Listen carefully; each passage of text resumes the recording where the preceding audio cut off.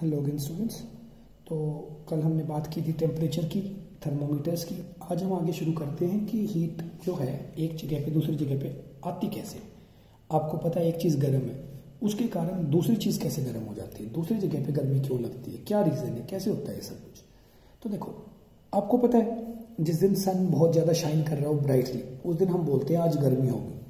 जिस दिन सन ना हो, क्लाउडी मौसम हो, तो हम बोलेंगे आज मौसम अच्छा रहेगा, गर्मी नहीं होगी। तो ये सब कुछ कैसे, वो सन की हीट, सन बहुत दूर है हमारे से, यहाँ तक कैसे पहुँचती है। या सपोज आपने किसी गर्म चीज़ को हाथ लगाया तो आपका हाथ गर्म हो गया, है ना।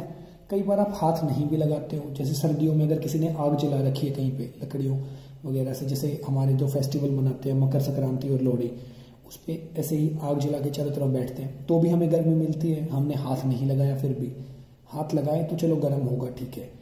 दूसरा, पानी गर्म है, ठीक है, उस पानी के अंदर कोई चीज़ डुबो के रखो थोड़ी देर, वो भी गर्म हो जाएगी, ये भी एक चीज़ है। तीसरा, कभी आपने देखा हो कि जो रिवर्स है हमारी, जैसे गंगा वगैरह, वो हरिद्वार में उनका पानी बहुत ठंडा होता है, लेकिन नीचे आते आते पानी गर्म हो जाता है, तो वो क्यों होता है। तो ये सारी चीज़ें हम पढ़ेंगे, ट्रांसफर ऑफ हीट की, हीट ट्रांसफर कैसे होती है। अब देखो, हीट जो है आपकी, उसको ट्रांसफर होने के 3 तरीके होते हैं बेसिकली। एक होता है कंडक्शन, एक होता है कन्वेक्शन और एक होता है रेडिएशन। हम एक एक करके तीनों तरीकों के बारे में डिस्कस करेंगे कि चीज़ें होती क्या हैं। ओके, सबसे पहले आपको क्या समझना है कि हीट ट्रांसफर होने के 2 तरीके। सपोज आपके पास 2 बॉडीज हैं, एक ए है एक बी है, ये है हॉट और ये है कोल्ड। हमेशा ही हीट हॉट से कोल्ड की तरफ जाती है, वो 3 तरीकों से जाएगी। एक तो दोनों आपस में टच कर रहे हो, सपोज ये जो दोनों टच कर रहे हैं, ये हॉट है तो ऑब्वियसली ये हॉट है तो ये अपनी हीट यहाँ ट्रांसफर कर देगा, ये जो कोल्ड है ये हीट ले लेगा, पहला। दूसरा, ये दोनों टच ना करें, एक हवा चले यहाँ से या बोलो कोई लिक्विड आए। अब देखो, एक लिक्विड आया इस हॉट बॉडी के पास, तो इसका जितना भी हॉटनेस है वो सारी लिक्विड ने ले ली। अब लिक्विड क्या हो गया, हॉट। हीट हमेशा कहाँ चलेगी, हॉट से कोल्ड पे। अब उस लिक्विड ने इसकी सारी हीट ले ली और वो आगे गया तो यहाँ उसको एक और, अब लिक्विड हॉट हो गया, अब उसको यहाँ पे कोल्ड चीज़ दिखी तो उसने सारी हीट इसको दे दी। तो दोनों को डायरेक्ट कांटेक्ट में नहीं आना पड़ा, लेकिन इस चीज़ ने इसको हीट दे दी। थर्ड होता है, ये हॉट है ये कोल्ड है। ये हॉट दूर से रेज फेंकेगा अपनी रेज, उस रेज से ये कोल्ड बॉडी भी क्या हो जाएगी, हॉट हो जाएगी। ये हैं 3 तरीके, यही हम पढ़ेंगे कन्वेक्शन, कंडक्शन और रेडिएशन में। तो सबसे पहले हम जिस टॉपिक की बात करेंगे वो है कंडक्शन। जैसा कि नाम सजेस्ट कर रहा है, आपने सुना होगा कंडक्टर्स क्या होते हैं। कंडक्शन क्या है, कंडक्शन डायरेक्ट मेथड है हीट ट्रांसफर का। डायरेक्ट मतलब जिसमें दोनों बॉडीज क्या है, एक दूसरे के साथ अटैच, जुड़ी हुई है, ठीक है। कंडक्शन के लिए आपको मैंने एक डायग्राम बना के दिया है इस टाइप से। कंडक्शन के अंदर क्या होगा, ये हॉट बॉडी है ये कोल्ड बॉडी है, यहाँ तक हॉट बॉडी है आपकी, यहाँ तक कोल्ड है, दोनों क्या है, टच में है आपस में, तो डायरेक्ट कॉन्टेक्ट है। तो इसको जैसे जैसे हीट मिलती जाएगी और इसको दिख रहा है कि साइड में कोई चीज़ ठंडी है, तो वो अपनी हीट वहाँ निकाल देगा, वो एकदम से क्या हो जाएगा, ठंडा हो जाएगा। तो हीट ट्रांसफर कंडक्शन से। अब इसको बोलेंगे क्या, वो लिखना कैसे है वो आपको। Heat transfer in solids happens by this method. Solids के अंदर जो हीट ट्रांसफर है वो कंडक्शन से ही होता है।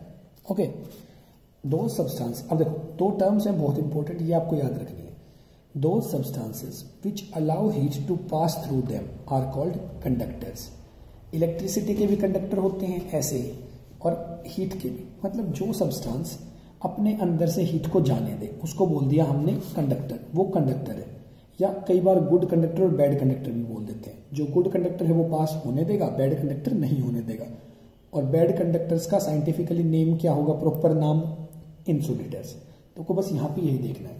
Those substances which allow heat to pass through them are called conductors and which do not allow heat to pass through them are called insulators. एक conductor एक इंसुलेटर, एक दूसरे के ऑपोजिट।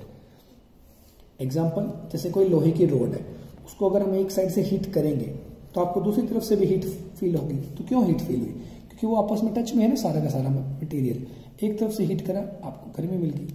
सेकेंडली, दूसरा एग्जाम्पल जो मैं आपको बताता हूँ, इसमें देखो, कभी ना कभी आपने देखा हो घर में कोई चाय बनाता है, दूध गर्म करता है, पानी गर्म करता है, कोई कुछ भी काम करे, कुछ भी काम, आपके जो आग आप जलाते हो किसी भी चीज़ पे, आपने गैस स्टोव कुछ भी चीज़ पे आप यूज़ कर रहे हो हीटिंग, तो वो तो नीचे ही लगती है ना, पतीले के किसी भी बर्तन के नीचे आप आग जलाते हो तो पतीला आपको ऊपर तक गर्म हो जाता है ना, इसीलिए उसके ऊपर हैंडल दिया होता है, हमें हटाना पड़ता है।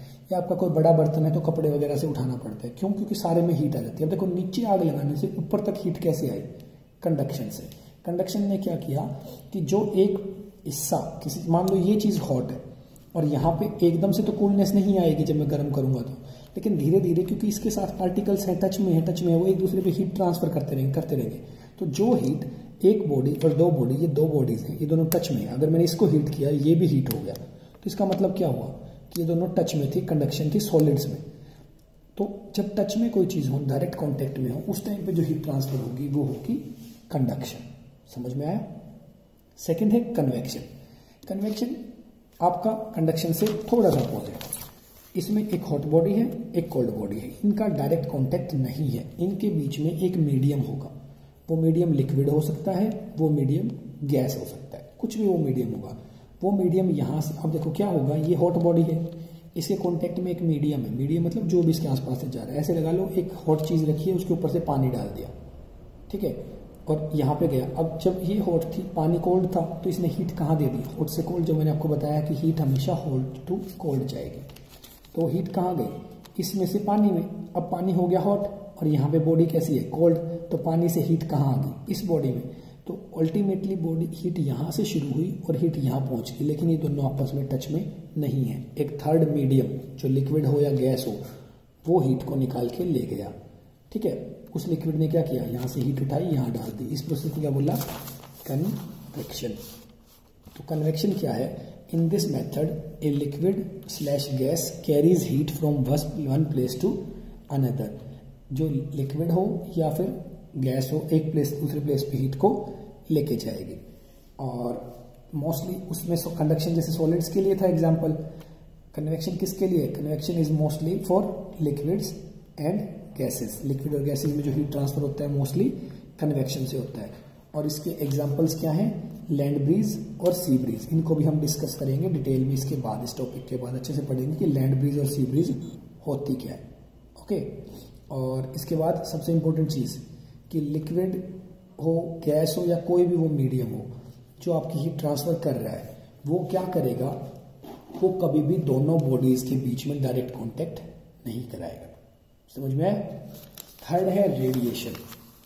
रेडिएशन का मतलब है आपका जो थर्ड एग्जांपल कि हॉट बॉडी से कोल्ड बॉडी तक हीट ट्रांसफर होगी, कोई मीडियम नहीं चाहिए हमें, बीच में कोई मीडियम हो या ना हो फर्क ही नहीं पड़ता। Okay.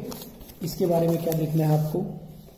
In this method there is no need of a medium to transfer heat. मतलब हीट ट्रांसफर करने के लिए ना लिक्विड चाहिए ना गैस चाहिए, अपने आप एक बॉडी से दूसरी बॉडी तक हीट पहुंच जाती है, ठीक है। अब वही चीज अपने आप पहुंचेगी, मीडियम नहीं चाहिए तो डायरेक्ट कॉन्टेक्ट भी नहीं चाहिए। तो there is no direct contact between hot and cold object. जो हॉट ऑब्जेक्ट है और कोल्ड ऑब्जेक्ट है उसमें डायरेक्ट कॉन्टेक्ट नहीं होगा। तो इसके बाद सबसे इंपॉर्टेंट जो मैंने आपसे शुरू में क्वेश्चन पूछा था कि सन से अर्थ तक गर्मी कैसे पहुंचती है, वो पहुंचती है रेडिएशन से। Heating of earth by sun is an example of radiation. अब देखो, इसीलिए रात दिन कितना भी गर्म हो, रात में कंपैरेटिवली ठंड हो जाती है ना दिन के मुकाबले।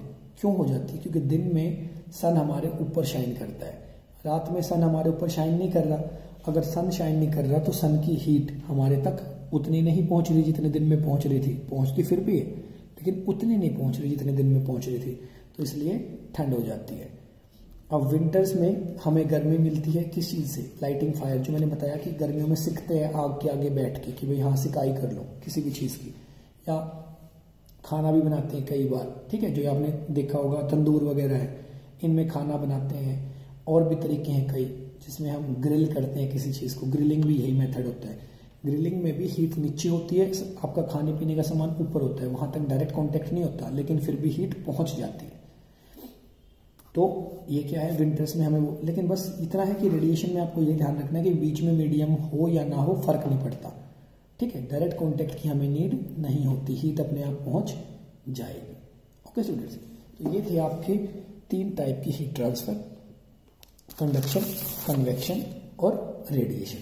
इसके बाद हम आपका अगला टॉपिक शुरू करेंगे सी ब्रीज, लैंड ब्रीज और हमें कुछ और जो प्रिकॉशनरी मेजर्स करने होते हैं टेम्परेचर से रिलेटेड। ठीक है, तो होपफुली आपको इतना समझ में आया हो, इतना आपने नोट डाउन भी कर लिया होगा अच्छे से।